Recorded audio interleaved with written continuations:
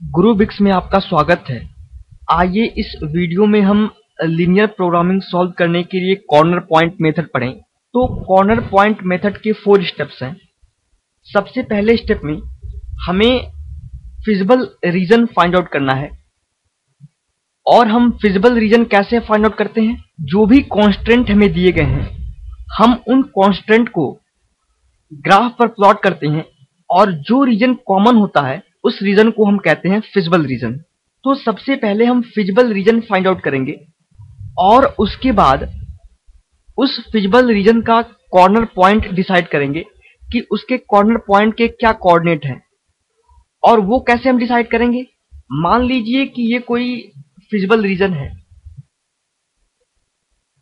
This reason, ये feasible region है। तो इस पॉइंट के कोऑर्डिनेट, इस पॉइंट के कोऑर्डिनेट और इस पॉइंट के कोऑर्डिनेट हम इजीली ऑब्टेन कर सकते हैं, क्योंकि ये लाइन की इक्वेशन है, ये भी लाइन की इक्वेशन है। अगर इन दोनों लाइंस की इक्वेशन को हम सॉल्व करेंगे तो हमें इस पॉइंट का कोऑर्डिनेट मिल जाएगा। सिमिलरली अगर इस लाइन और इस एक्स एक्सिस को अगर हम सॉल्व करेंगे तो इस पॉइंट का कोऑर्डिनेट मिल जाएगा। और सिमिलरली हम इस पॉइंट का कोऑर्डिनेट भी फाइंड आउट कर सकते हैं। ओके, सेकेंड स्टेप में क्या करना है हमें? सेकेंड स्टेप में इन कॉर्नर पॉइंट्स पे हमें z की वैल्यू कैलकुलेट करनी है। और z क्या है? Objective function. तो सेकेंड स्टेप में हमें कॉर्नर पॉइंट्स पर z की वैल्यू कैलकुलेट करनी है। और मान लीजिए कि जो कैपिटल M है वो लार्जेस्ट वैल्यू है और स्मॉल m जो है वो स्मॉलेस्ट वैल्यू है। तो अगर ये फिजिबल रीजन बाउंडेड है तो जो कैपिटल M और स्मॉल m होंगे वो z की मैक्सिमम और मिनिमम वैल्यू होंगे। अगर ये रीजन बाउंडेड है तो हमारी प्रॉब्लम यहीं पे सॉल्व हो जाएगी। अगर ये रीजन अनबाउंडेड है तो हमें एक स्टेप और करना पड़ेगा। अगर हमें मैक्सिमम वैल्यू निकालनी है तो हमें ax plus by greater than m को प्लॉट करना पड़ेगा इसी ग्राफ पे।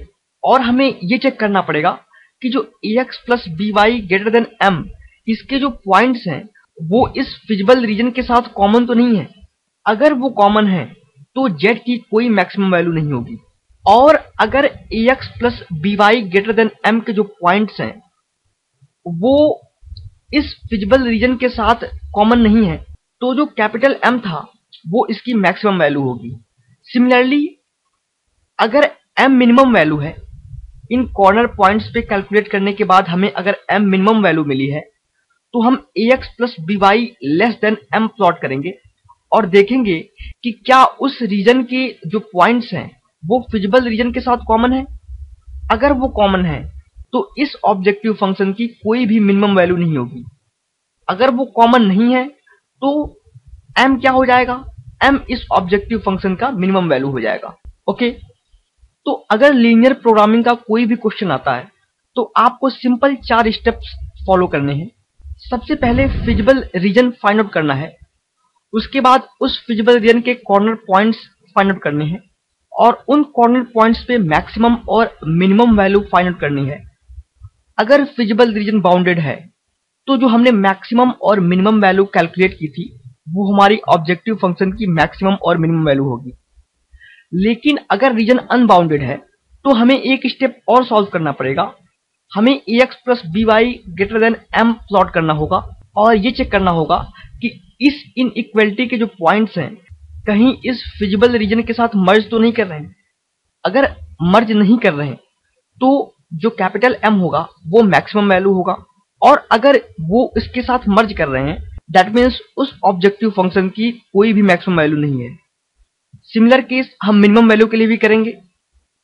हम ax plus by less than m plot करेंगे और देखेंगे कि क्या ये रीजन, जिस रीजन में ये इनइक्वालिटी सेटिस्फाइड है, इस फिजिबल रीजन के साथ मर्ज कर रहा है। अगर मर्ज कर रहा है तो कोई मिनिमम वैल्यू नहीं होगी। अगर नहीं मर्ज कर रहा है तो स्मॉल m मिनिमम वैल्यू हो जाएगी।